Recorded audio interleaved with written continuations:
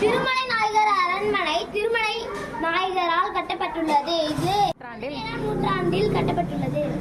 திருமலை நாயகர் அரண்மனை தொல்பொருள் அருங்காட்சியகம் உள்ளது. குற்றமும் நடன மண்டபமும் உள்ளது. தஞ்சாவூர் அரண்மனையை தஞ்சாவூர் மராத்திய அரண்மனை என்றும் அழைப்பர். இந்த அரண்மனையில் சரஸ்வதி மஹால், கையெழுத்து பிரதி நூலகம், கலைக்கூடம் உள்ளது. தமிழ்நாட்டில் உள்ள நூலகத்தில் இது பழமையான நூலகம் ஆகும். அதில் தமிழ், மராத்தி, தெலுங்கு மொழி அனைத்தும் உள்ளது.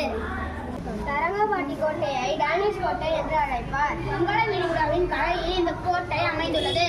இந்த கோட்டை சரிவக வடிவத்தில் உள்ளது. இந்த கோட்டையில் உள்ள தூண் இந்த கோட்டையின் எடையை தாங்கியுள்ளது.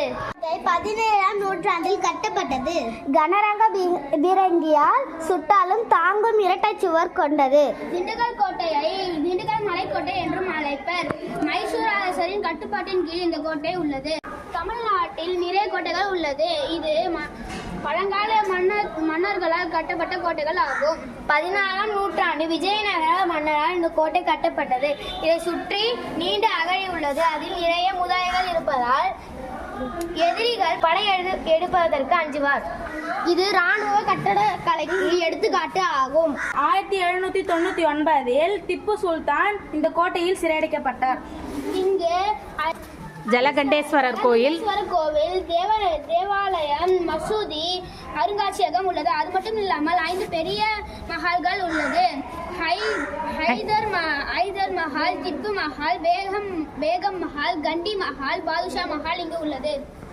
சிதம்பரம் அரண்மனையை கல்குளம் அரண்மனை என்றும் அழைப்பர். பத்மநாபபுரம் ராஜராஜ மாத அரண்மனை தெற்கு அரண்மனை சபை என்றும் அழைப்பர்.